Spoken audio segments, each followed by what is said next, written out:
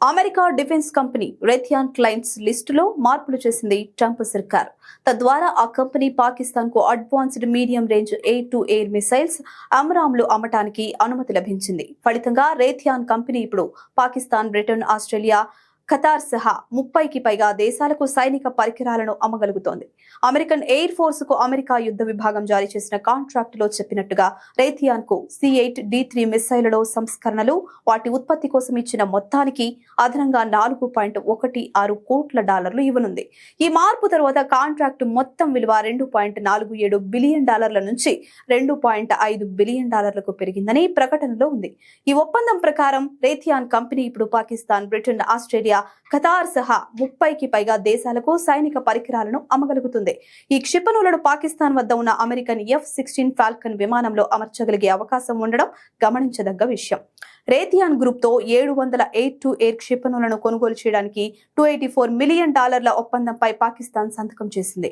అమ్రామ్ అనేది వైమానిక దళం, నౌకాదళం front line air to air క్షిపణి F-16, F-18, F-35 తో సహా అన్ని అమెరికా యుద్ధ విమానాల దగ్గర ఈ మిసైల్ ఉంది.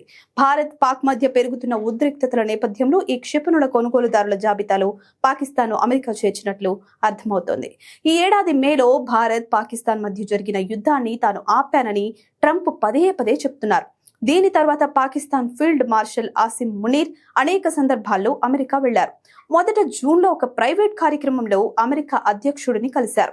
2 వారాల తర్వాత జూలైలో పాకిస్తాన్ వైమానిక దళ చీఫ్ కూడా అమెరికా వెళ్లారు. గత నెలలో ఐక్యరాజ్య సమితి సర్వసభ్య సమావేశాల సందర్భంగా పాకిస్తాన్ ప్రధానమంత్రి Shahbaz Sharif, field marshal Asim Munir America అధ్యక్షుడు ట్రంప్ ను కలిశారు. అమెరికా ఎందుకు ఇంత ఉదారంగా వ్యవహరిస్తుందో అని చాలా మంది ఆశ్చర్యపోతున్నారు. దీనికి ఒక కారణం పాకిస్తాన్, భారతదేశం మధ్య వివాదం కావచ్చు అంటున్నారు పాకిస్తాన్లోని రిటైర్డ్ మిలిటరీ అధికారులు. పాకిస్తాన్ పాలకులు తరచుగా పశ్చిమ దేశాలను సందర్శిస్తున్నట్లు, అక్కడ ఎక్కువ సమయం గడుపుతున్నట్లు కనిపిస్తోంది. ఇది పాకిస్తాన్ విధానంలో ఏదైనా పెద్ద మార్పుకు సూచన అనే అనుమానాలు కలిగిస్తోంది.